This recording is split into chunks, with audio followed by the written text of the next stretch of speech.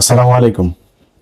ত্রয়োদশ জাতীয় সংসদ নির্বাচনের আজকে আমার এটাই হয়তো শেষ ভিডিও বার্তা বাংলাদেশের মানুষের প্রতি। এই ভিডিওতে যে কথাগুলো বলবো, এই কথাগুলো শোনার পরে যদি আপনার সিদ্ধান্ত নিতে ভুল হয় বা সিদ্ধান্ত নিতে আপনি এরপরেও সমস্যা হয়, তাহলে বুঝতে হবে এটা আপনার সমস্যা, আমার সমস্যা না। আমি খুব ঠান্ডা মাথায়, খুব সহনশীল এবং একদম কোনো পক্ষপাত তুষ্ট না হয়ে কিছু কথা বলবো। কথাগুলো বিএনপি, আওয়ামী লীগ, জামাত, হিন্দু, মুসলমান সবার কাছে অনুরোধ থাকলো শোনার। দেখেন, আমাদের দেশের যে রাজনীতি, আজকে আওয়ামী লীগকে দিয়ে শুরু করি। আওয়ামী লীগের বোঝায় লাভ নাই, তারপরও কিছু মানুষ তো আছে এই আওয়ামী লীগ করে যারা কিনা মানে দেশের জন্য মনে করে যে, অনেক মানুষ আছে তারা ইন্ডিয়াকে অপছন্দ করে। জামাত, আওয়ামী লীগের অনেক কিছু আছে যেগুলো তারা পছন্দ করে না। ইভেন এই দেলোয়ার হোসেন সাঈদীর ঘটনায় অনেক ছাত্রলীগের রানিং সভাপতি পদ ছেড়ে দল থেকে চলে গিয়েছে। ইসলামের প্রতি তাদের প্রচণ্ড ভালোবাসা আছে, মুসলমানদের প্রতি ভালোবাসা আছে, তারা ভারতকে ঘৃণা করে। আমাদের সাথে তাদের সমস্যা নাই তো। আমি ভিডিওতে বলছি, আমি টঙ্গী কলেজের ছাত্রলীগের সভাপতি কাজী মঞ্জু, টঙ্গী পৌরসভার ছাত্রলীগের সভাপতি কানন। জিজ্ঞেস করেন, খোঁজ নিয়েন, আমার সবচেয়ে ঘনিষ্ঠ মানুষ ছিল তারা টঙ্গীতে, সবচেয়ে ঘনিষ্ঠ মানুষ। এখনো যদি নাকি আমি জানি না যে এরা কোথায়, কে কোথায় আছে, যদি তাদের দরকার হয় আমি আমার বাসায় যদি রাখার জন্য, তাদের নিরাপত্তার জন্য যদি দরকার হয়, আমি আমার বাসা ছেড়ে দিব। আমি যেইভাবে থাকছে, মানে সম্পর্কটা এইরকম। কারণ আমি দেশ থেকে যখন এসছি তখন পর্যন্ত এই দেশের রাজনীতিটা এই পর্যায়ে পৌঁছায় নাই। শিবির করলেই কাউকে গলা কেটে, মানে ক্রস ফায়ার দিয়ে মেরে ফেলতে হবে, এই অবস্থায় হয় নাই। ভারতের মোদির জন্য আমার দেশের মুসলমানদেরকে গুলি করে মারতে হবে, এই অবস্থা তখনও শুরু হয় নাই। তো যারা 5 তারিখ পর্যন্ত, আগস্টের 5 তারিখ পর্যন্ত, আগের দিন পর্যন্ত যারা আওয়ামী লীগ ছেড়ে আসেন নাই, তাদের প্রতি এই হৃদয়ের সম্পূর্ণ শক্তি দিয়ে ঘৃণা জানায় রাখলাম। বাট যেটা বললাম আর কি, যে আওয়ামী লীগের সাথে তো আমাদেরও সম্পর্ক ছিল, তাদের অনেক মানুষ আছে ভারত বিরোধী, তাদের প্রতি আমাদের কোনো ঘৃণা নাই। কিন্তু ভাই, একটা জিনিস বলি, আজকে এই আদালতের বারান্দায় আপনারা আটক হচ্ছেন, মাঝে মধ্যে দেখি চোরাগুপ্তা মিছিল করছেন, তারপরে মাঝখানে আবার একটু ভাঙচুরও শুরু করেছিলেন। এখনো বিভিন্ন জায়গায় আপনারা নানান শেপে, নানান পরিচয়ে আপনারা রাস্তায় নামতে চান, বিদেশে আপনাদের যারা আছে তাদের কথাবার্তা শুনে। শুধু খুব ছোট্ট একটা বিষয় বলি, এই যে 5 তারিখে শেখ হাসিনা পালিয়েছে না, তার চাইতে আরো 15-20 দিন আগে থেকে আলোচনা চলছিল তাকে চলে যেতে হবে। আমি ভিডিও করেছিলাম 21 বা 22 তারিখে যে শেখ হাসিনা পালিয়েছে। ওই সময় থেকেই কিন্তু আলোচনা হচ্ছিল যে শেখ হাসিনা, ওই সময় বলা হয়েছিল যে আপনাকে এখন আপাতত ইন্ডিয়াতে যান, এরপরে আপনি আবার ফের পরিস্থিতি ঠান্ডা করে আপনি আসবেন। আমরা জানি না শেখ হাসিনা ওই 3 দিন কই ছিল। অনেকে বলে আগরতলাতে ছিল, কেউ বলে কলকাতায় ছিল, কেউ বলে দেশে ছিল। আমি 100% কনফার্ম হইতে পারিনি। তো শেখ হাসিনা দেশে এসেই বললো যে শেখের বেটি পালায় না। এরপরে কিন্তু ঠিকই পলাইলো। আপনি পিছনেটা বাদ দেন, 5 তারিখে পলানোর এটা তো আমরা সবাই এখন জানছি যে এটা 2 তারিখ 3 তারিখ থেকেই এই আলোচনা, 3 বাহিনীর প্রধান দফায় দফায় আলোচনা চলছে, হাসিনা চলে যাবে। যেদিন চলে গেলেন তারও তো 3 ঘন্টা 5 ঘন্টা আগেও তো আপনার 5 তারিখে গিয়েছে, 3 তারিখে সে এই তাপসের সাথে ফোন রেকর্ড ফাঁস হয়েছে, দেখেছেন না? সেখানে সে বলছে সে চলে যাওয়ার কথা। আপনি আওয়ামী লীগ করেন না? আপনি এখনো আদালতের বারান্দায় গিয়ে জয় বাংলা শরীর গরম করা স্লোগান দেন না? এখনো রাস্তায় নামেন না? আপনার জন্য শেখ হাসিনার খারাপ লাগার কথা না? ইভেন এমপি মন্ত্রী যে সালমান এফ রহমান এত কিছু করলো, তাদেরকেও বলেছে? বলে নাই। ঠিক নিজের আত্মীয় স্বজন, খুব ঘনিষ্ঠ ব্যবসায়িক পার্টনার এদেরকে নিয়ে সে উড়াল দিয়েছে, চিন্তাও করে নাই ভাই আপনাদের কথা। এটাই রাজনীতি। আপনি যে যত কথা বলেন, আজকে যারা ছাত্রদল, যুবদল, বিএনপি, অনেকেই এখন আবার নতুন করে বিশাল দল করেন। আমরা লক্ষ লক্ষ মানুষ দেখছি বিভিন্ন জায়গায় যাচ্ছেন মিছিল টিছিলের নেতাদের দেখার জন্য। ভাই, আপনারা যারা জেল খেটেছেন, আপনার পাশে যে মিছিল করে এখানেই 2-4 জন পেয়ে যাবেন। বিএনপির অসংখ্য মানুষ অনেক কষ্ট সহ্য করেছে। তারা এই জেলখানায় যখন গিয়েছে, তখন জেলখানায় যাওয়ার পরে সারাদিন বিভিন্ন কোর্ট থেকে জেলে যায়, যাওয়ার পর ওইখানে এই কারা কর্তৃপক্ষের একজন এসে তারপরে বলে যে জামাত শিবিরের কে কে আছেন হাত তোলেন। আমার এই বর্ণনা এক শিবিরের এক ছেলে দিচ্ছে। পরে ভাই আমি মনে করছি কি আমাদের এবার নিয়ে বোধহয় মেরে ফেলবে, আমাদের আলাদা করছে কেন? আলাদা করে নিয়ে যায় 2টা লুঙ্গি দিয়েছে, একটা গামছা, 1 জোড়া স্যান্ডেল, তারপরে শুকনা খাবার। এটা জামাতের শিবিরের যারা ধরা পড়েছে তাদের জন্য। আমি অনেক মানুষকে চিনি ভাই, আপনার পরিবার ধ্বংস হয়ে গিয়েছে, ব্যবসা ধ্বংস হয়ে গিয়েছে এই বিএনপির যে নেতার জন্য। আপনি মিছিলে গিয়ে তারপরে আটক হয়েছেন, সেই নিয়ে আপনার খবরও নেয় নেই। এটাই রাজনীতি। এই যে 21 টেলিভিশনের চেয়ারম্যান 2 বছর জেল খেটেছে, বিএনপি খবরও নেয় নাই। কনক সারোয়ার 9 মাস জেল খেটেছে, কনক সারোয়ারের বোন জেল খেটেছে। আমরা সেই একই ঘটনায় আমরা পালিয়েছি তারেক রহমানের বক্তব্য চালানোর জন্য, বিএনপি আমাদের খোঁজ নেয় নেই। টাকা পয়সা তো পরের কথা, খোঁজও নেয় নেই। এই আজকে ইলিয়াস হোসেন আজকে জায়গায় এখানে এসে বসলাম, অনেক মানুষ বলেছেন না আমাদেরকে বিএনপি টাকা দেয়, তারেক রহমান টাকা দেয়, বলেছেন না, আজকে এই জায়গায় এসে বললাম চারানা পয়সার কোনোদিন যদি নাকি বলতে পারে যে জামাত ইসলাম বা বিএনপি থেকে আমাদের কোনোদিন দিয়েছে, বলেন ওটা ফাঁস করতে। ধরেন জামাত, তো এখন তো আমি জামাতের পক্ষে বলছি, জামাত বলবে না মনে করেন, বিএনপির বলেন একটা ফাঁস করতে যে আমার একটা টাকা দিয়েছে। আজকে পর্যন্ত কোনোদিন শুনেছেন তারেক রহমানকে নিয়ে কোনো বাজে কথা বলেছে, খালেদা জিয়াকে নিয়ে কোনো বাজে কথা বলেছে, জিয়াউর রহমানকে নিয়ে বাজে কথা? এখন তো তাও একটু সমালোচনা করি খুব ভদ্রভাবে। গেল 5 তারিখের আগ পর্যন্ত 6 বছর বিএনপির তো ক্ষমতা ছিল না, কিছুই ছিল না। বিএনপি জীবনে কোনোদিন আবার ক্ষমতায় আসতে পারবে এটা অনিশ্চিত একটা ভবিষ্যতের মধ্যে ছিল। তখন বলতে পারতাম না? বলেছে নাকি কোনোদিন? যারা বলেছে তারেক রহমানকে চেনেই না, লন্ডনে কি যেন একজন আছে এরকম বলেছে যারা, তাদের সাথে এখন তারেক রহমান ডেকে নিয়ে তারপরে জড়ায় ধরে কোলাকুলি করে, সেগুলো আমরা ফেসবুকে ছবিও দেখি। এটার নামই রাজনীতি। আপনারা কে কি করলো, আপনারা কে আদর্শের কারণে পছন্দ করে, কি কারণে, এটা বাংলাদেশের এই আওয়ামী লীগ বিএনপির ভেতরে নাই।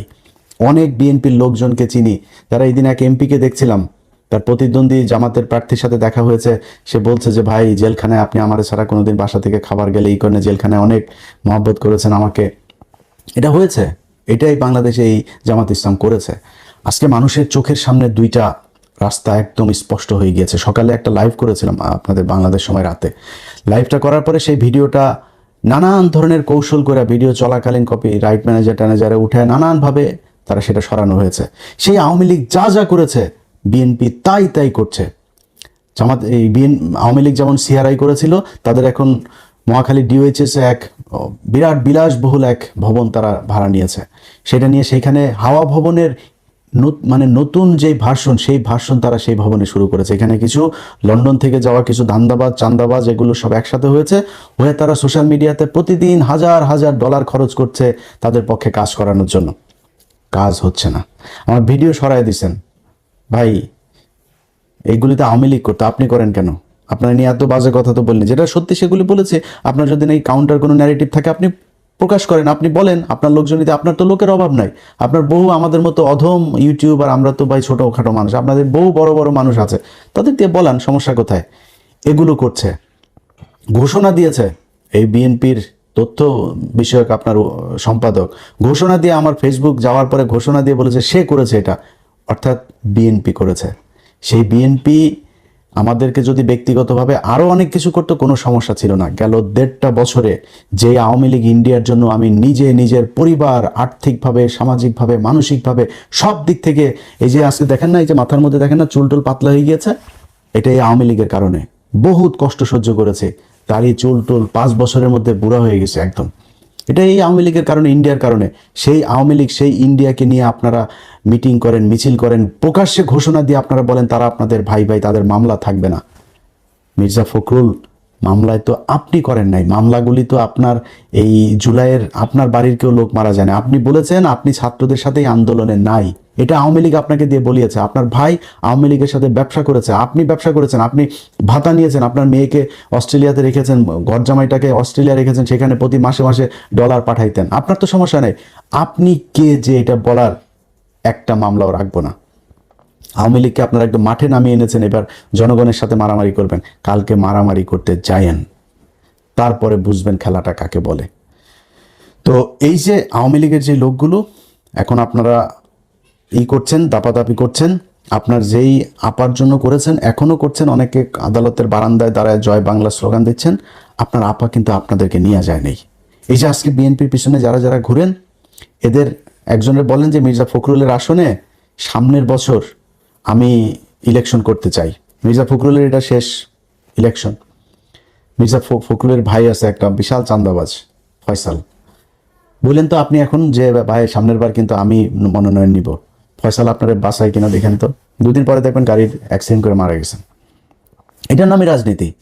আজকে ডক্টর শফিকুর রহমানকে প্রশ্ন করা হয়, আল জাজিরার ইন্টারভিউটা খালি দেখলাম, খালি ঘুরায় পেঁচায় আপনার ইন্ডিয়ান মালটা ওনারা প্রশ্ন করছে, মেয়ে আপনার কোনো নারী জামাত ইসলামের প্রধান হইতে পারবে কিনা। ভাই, নারী জামাত ইসলামের প্রধান হইতে পারবে না, উপরে যিনি আসছেন তার চাইতে বড় হেকিম আমি না। উনি আমারে বলছেন যেটা, এটার বাইরে আমরা যাইতে পারবো না। আমি নারীকে অসম্মান করি কিনা সেটা হচ্ছে প্রশ্ন। কিন্তু অ্যাপার্ট ফ্রম দিস, আমি আরেকভাবে বলি আপনারা, মনে করেন আপনি খুব গণতান্ত্রিক মানুষ, আপনি একজন নারীকে দেখতে চান, নারী আর পুরুষ বাদ দেন, আপনারা যদি আমি বলি পৃথিবী উল্টায় যাবে, জিয়া পরিবারের বাইরে কেউ আপনার দলের প্রধান হবে, আপনি হইতে দিবেন? জামাত ইসলামে হইতে পারে, প্রত্যন্ত সেই নীলফামারীর গ্রামের একটা মানুষ এসেও এখানে হয়ে যাইতে পারে। এখানে কোনো পরিবার থেকে ডক্টর শফিকুর রহমান রাজনীতি থেকে অবসর নিলে তার ছেলে হবে, হইতে পারবে না। ওই যোগ্যতাতেই আসতে হবে। এটার নামই রাজনীতি, এটার নামই গণতন্ত্র।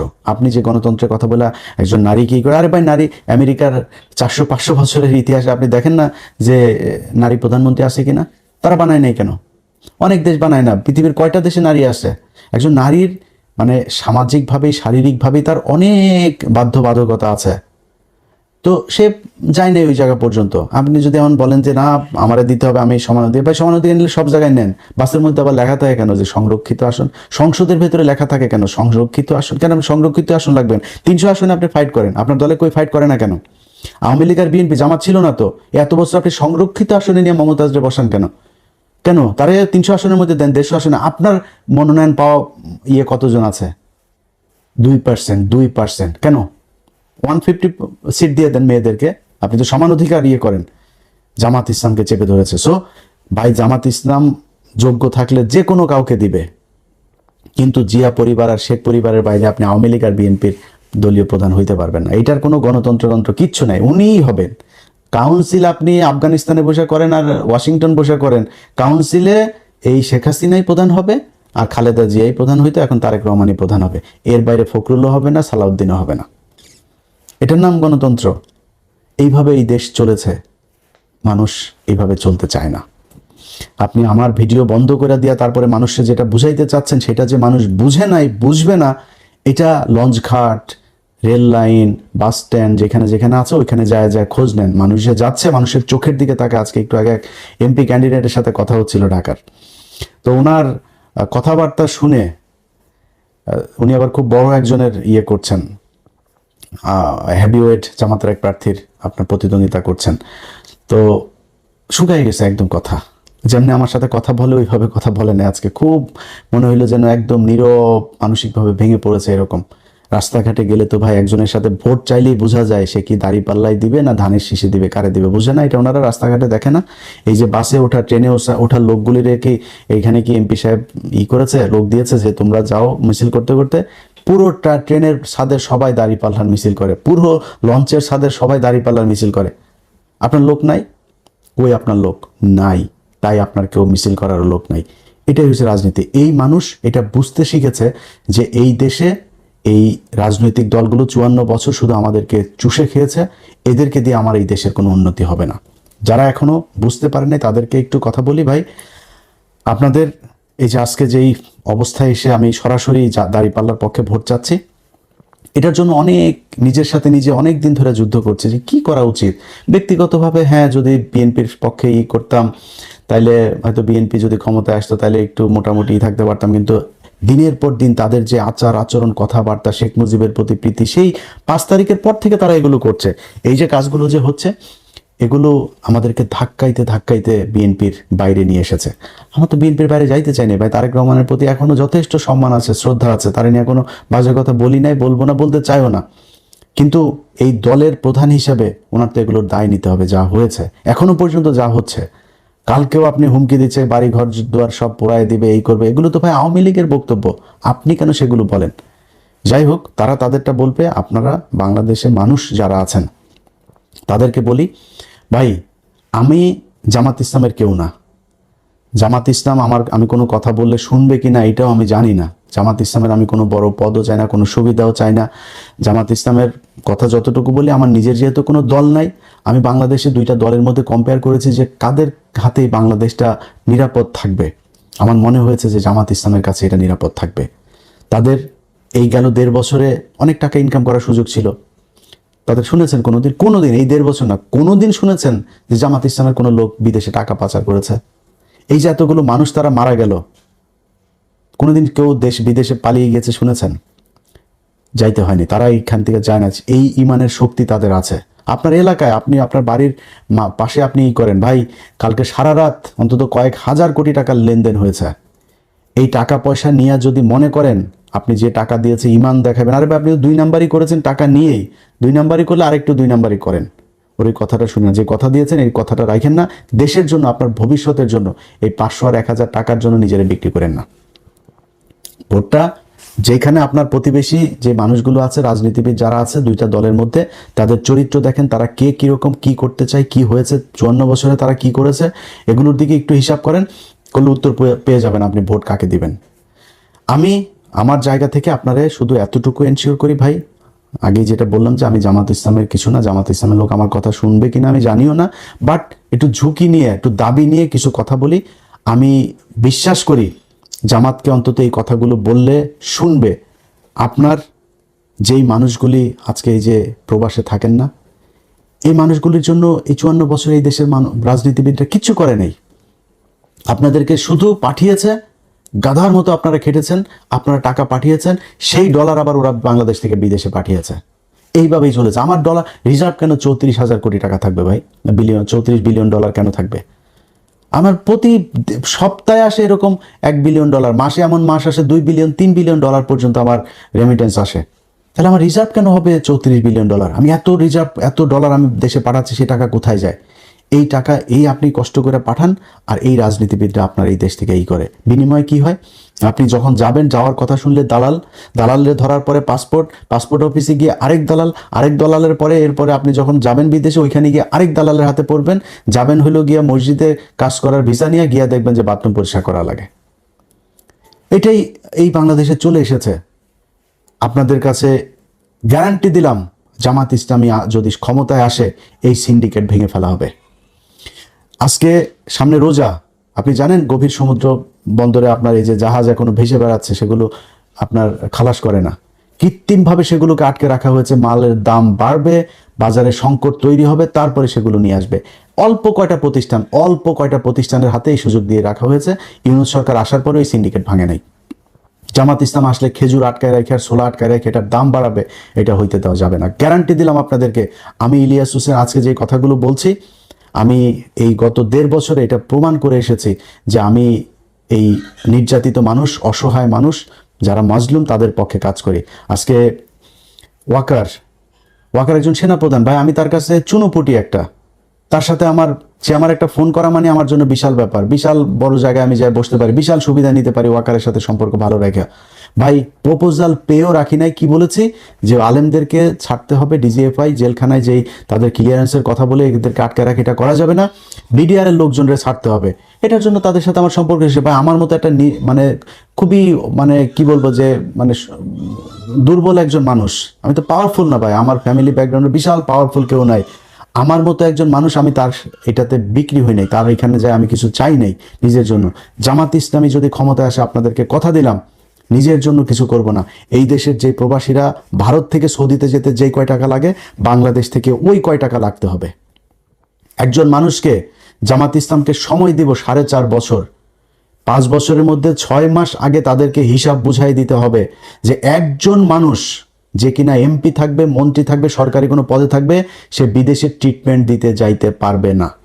যদি ট্রিটমেন্ট নিতে যাইতে হয়, তাহলে প্রত্যন্ত একটা গ্রামের অসহায়, যার চিকিৎসা নেওয়ার 1 টাকাও নাই, আপনি যেই রোগের জন্য মনে করেন বাংলাদেশে চিকিৎসা নাই, সেই চিকিৎসায় যদি আপনাকে বিদেশ যাইতে হয়, তাহলে এই রোগ তো আপনার একার হয় না, গ্রামের একটা প্রত্যন্ত গ্রামের মানুষেরও এই রোগ হয়, তাহলে তাকে আপনার নিয়ে যাইতে হবে বিদেশে। এটা সরকারি খরচে এই ট্রিটমেন্ট তাকে দিতে হবে।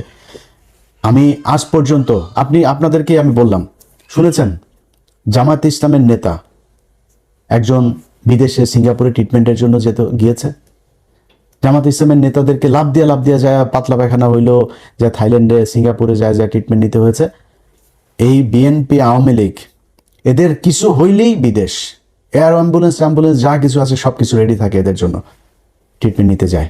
আমি আপনাদেরকে গ্যারান্টি দিলাম, নিজের সর্বশক্তি দিয়া আপনাদের জন্য এই জিনিসগুলো আদায় করবো ইনশাল্লাহ জামাত ইসলামের কাছে।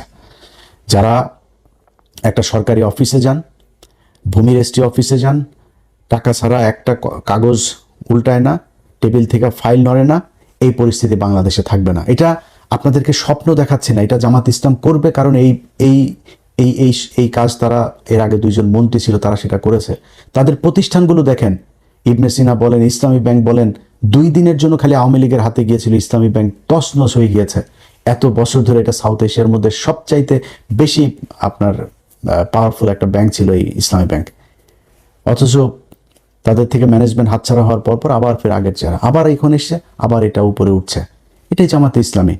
সো এই দলটার কাছে যদি নাকি এই দেশের ক্ষমতা যায়, আপনাদেরকে এইটুকু বলতে পারি যে কতটুকু ভালো হবে সারা দেশ চালাইতে গেলে আমি জানি না, কিন্তু এর ধারে কাছেও কোনো দেশ নাই জামাত ইসলাম যতটি স্বচ্ছতা, ন্যায়, ন্যায্যতা, বৈষম্যহীনভাবে দেশ পরিচালনা করবে, এর আশেপাশেও কেউ নাই। এই বিবেকের তাড়না থেকে বিএনপির একেবারে বিরুদ্ধে যে এবারে নির্বাচনে দাঁড়িপাল্লার ভোট চেয়েছে। আপনার নিজের প্রয়োজনে, আপনার দেশের প্রতি যে দায়িত্ববোধ, ভালোবাসা, আপনার নিজের পাওয়ার জন্য, আপনি যেই বাজারে দোকান আছে আপনাকে চাঁদা দিতে হয় না, আপনি রাস্তায় একটা বাস চলে আপনাকে চাঁদা দিতে হয় না, একটা লেগুনা চালান, টেম্পো চালান, সিএনজি চালান, চাঁদা দিতে হয় না, ফুটপাতে একটা দোকান আছে, দিন শেষে 300-500 টাকা ইটি করে তারপরে সারাদিন ধুলা বালু এগুলোতে দাঁড়ায় থাকে এই করেন, সেখান থেকেও 100 টাকা দিয়ে দিতে হয়। এই মানুষগুলোকে দিতে হবে না। আমি গ্যারান্টি দিলাম আপনাদেরকে, পৃথিবী বাংলাদেশ 5 বছরের জন্যই না, আরো হাজার হাজার বছরের এই পৃথিবী। আপনারা বেঁচে থাকবেন, আল্লাহ যদি বাঁচায় রাখে, আমরা হয়তো আরো 2-4-10 বছর যদি বেঁচে থাকি, তাহলে দেখবো এই 5 বছর জামাত ইসলামীকে দিয়ে দেখেন যে এই দেশের চরিত্র পাল্টায় কিনা, এই দেশে আপনার যে অধিকার, যে নাগরিক অধিকার, সেই অধিকার আপনি পান কিনা। যারা নির্বাচনে দায়িত্ব পালন করছেন তাদের ভেতরে অনেক, বিশেষ করে ওসিদের ভেতরে, ইন্সপেক্টর, পুলিশের ঊর্ধ্বতন অনেক অফিসার আছে, সৎ মানুষ, অনেক অফিসার। বিশেষ করে আমার এই দিন একজন, আমি গত একটা প্রোগ্রামে বলেছিলাম যে পুলিশ মানেই ঘুষখোর, এটা বলার পরে আমার এক এসপি ফোন করেছিল, বলে যে ভাই আপনি আজকে যে কথাগুলো বলেছেন চমৎকার কথা বলেছেন, শুধু একটা কথা ভাই খুব আপত্তিকর, যে পুলিশ মানেই ঘুষখোর। কেমন তাহলে কি পুলিশ কি? বলছে ভাই আপনি কি জানেন যে পুলিশের কত পুলিশ সদস্য যে অনেস্ট? তা বললাম ভাই কোথায় অনেস্ট? প্রতিটা থানার মধ্যে এসআই, কনস্টেবল, ওসি সবই তো ভাই ঘুষ খায়। আমার যদি এটাকে ক্যাটাগরিক্যালি আপনি বলতে বলেন 99.9% তারা ঘুষ খায়। কয় ভাই এটাই তো পুলিশ না, পুলিশের হেডকোয়ার্টারে পুলিশ, পুলিশের এসবিতে পুলিশ, আর্ম পুলিশে পুলিশ, সিআইডিতে পুলিশ, এরা তো ভাই ঘুষ খায় না সবাই। এখন কথা হইলো যে আমি যাদেরকে মাঠে পাই, আমি তো থানার পুলিশকেই মাঠে পাই, আমার পাসপোর্ট আনতে যাই সেই তাকে আমি মাঠে পাই। এই মানুষগুলো যখন ঘুষ খায় তখন আমার কাছে মনে হয় সবাই ঘুষ খায়।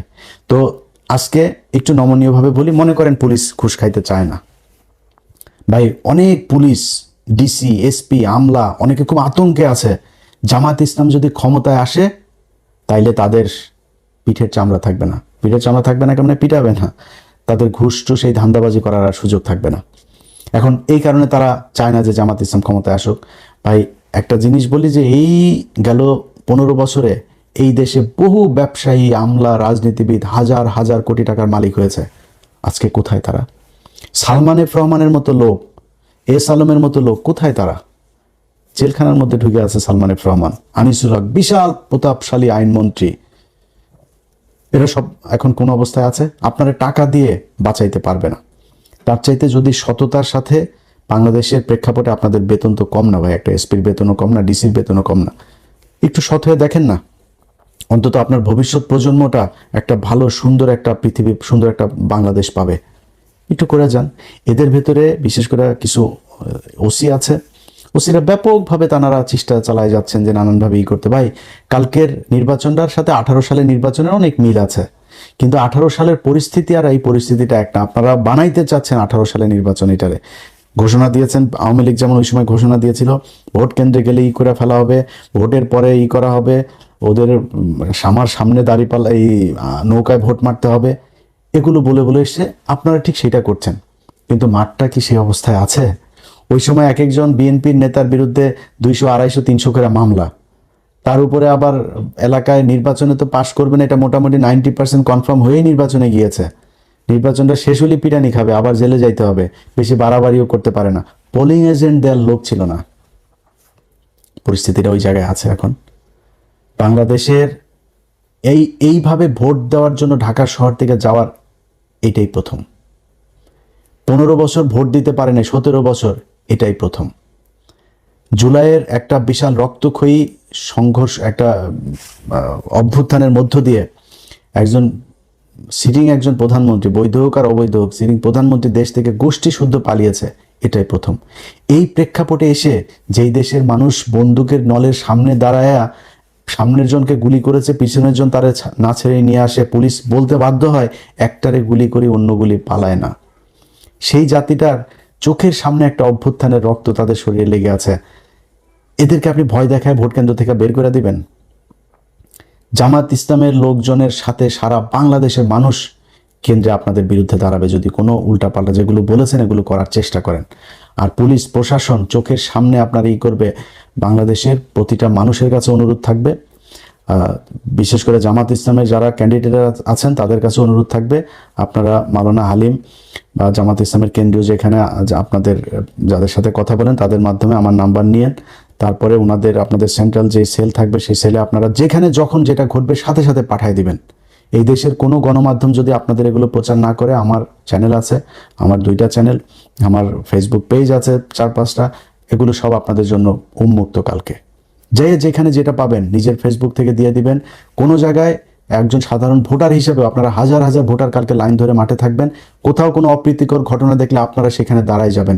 এই ভোট, এটা আপনার অধিকার, এই অধিকার প্রতিষ্ঠা করার দায়িত্ব আপনার। আপনি যে সুযোগ পেয়েছেন এই সুযোগ বাংলাদেশে বারবার আসবে না। অতএব যারা ভোট রিগিং করার চেষ্টা করবেন, কোনো পক্ষপাতদুষ্ট আচরণ করার চেষ্টা করবেন, বিশেষ কোনো প্রার্থীর পক্ষে কাজ করার চেষ্টা করবেন, সেই প্রশাসনের ভাইদেরকে বলবো, ভাই যদি মনে করেন সারা জীবন ঘুষ খাইয়ে থাকতে চাবেন তাহলে যা মন চায় করেন।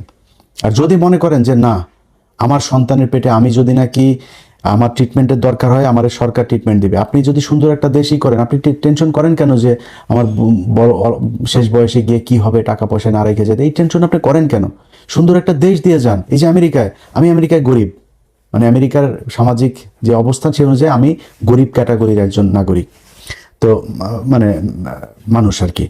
তো আমি যেহেতু অল্প টাকার ইনকাম করি, অল্প টাকা ট্যাক্স পে করি, তো ট্যাক্স ফাইল করার ওই অনুযায়ী আমি ওই ক্যাটাগরিতেই আমার ট্রিটমেন্ট ফ্রি এখানে। এটা বাংলাদেশে সম্ভব, খুবই ইজিলি সম্ভব। আমি আপনাদের বললাম ভাই, যদি জামাত ইসলাম ক্ষমতায় আসে, আমি কয়েকটা জিনিস আমি তাদেরকে খুব করে মানে সর্বোচ্চ চেষ্টা করব আমার এটা করার জন্য। 1 নাম্বার হয়েছে, এই প্রবাসে যারা থাকে বা প্রবাসে যাবে, সে ভিআইপিদের মতো যাবে, ভিআইপিদের মতো আসবে, তার সর্বোচ্চ কমফোর্ট দিতে হবে। এই মানুষগুলো 15 বছর 20 বছর ছোট বাচ্চা রেখে যায়, সেই বাচ্চা বিয়ে করার পরে বিদেশ থেকে ফিরে আসতে পারে না। এটা কোনো জীবন হলো নাকি? এই মানুষগুলোর জন্য সর্বোচ্চ কমফোর্ট আপনাকে এনশিওর করতে হবে। যে হসপিটালগুলোতে মানুষ ফ্লোরে শুয়ে থাকে, ভাই আমার দেশের এখন এই মুহূর্তে $34 বিলিয়ন আমার রিজার্ভ দিয়ে যদি আমি বাংলাদেশের মানুষকে বাঁচাইতে পারি না পারি, আমার এই টাকা দিয়ে কি হবে? খুব বেশি না, 5টা হসপিটাল করেন আপনি এখান থেকে $3 বিলিয়ন খালি খরচ করেন। আমার $3 বিলিয়ন পদ্মা সেতু করা হয়েছে না, 32 কোটি টাকা দিয়ে 45 কোটি টাকার উপরে গিয়েছে, প্রায় $4 বিলিয়ন $4.5 বিলিয়ন খরচ হয়েছে।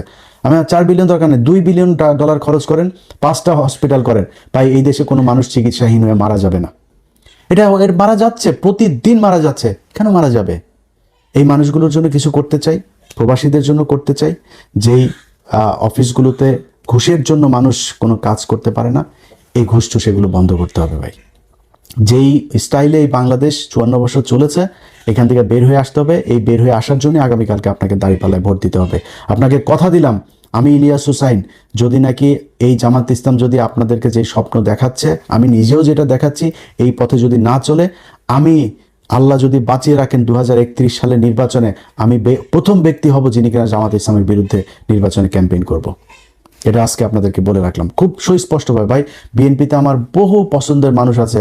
ইভেন আপনি জানেন যে আমি বিএনপির এরকম অনেক জায়গাতে আছে যে জায়গার বিরুদ্ধে কোনো ওই জায়গার জামাতের ওই ক্যান্ডিডেট যদি আমার বলেও না যে আমি তার পক্ষে নির্বাচন করার জন্য তার পক্ষে কিছু একটা পোস্ট করার জন্য, আমি করবো না, নাম বলবো না আমি কার, ঢাকাতেও আছে এমনকি, আমি তার পক্ষে করবো না। আমার কিন্তু অনেক পছন্দের মানুষ আছে বিএনপিতে। এই যে আলতাফ হোসেন চৌধুরী আমার খুব পছন্দের মানুষ, এই লোকটা কিন্তু আমি তার পক্ষে আমি ভোট চাচ্ছি, ওখানে যারা ভোটার আছেন আলতাফ ভাইরে ভোট দিয়েন। এরকম অনেকগুলো জায়গা আছে, অন্তত 8-10টা জায়গা আছে আমার খুব খুব কাছের মানুষ বিএনপি নির্বাচন করছে। আপনারা আমার শত্রু না। সব শেষ যেই কথাটা বলে শেষ করতে চাই, বিএনপির ভাইরা হারের জন্য প্রস্তুতি নেন। জিতলে কি করবেন? ভাঙা ফেলবেন, উল্টায় ফেলবেন, ছিঁড়া ফেলবেন, ওগুলি আপাতত একটু পকেটে রাখেন, রেখে হারের জন্য প্রস্তুতি নেন।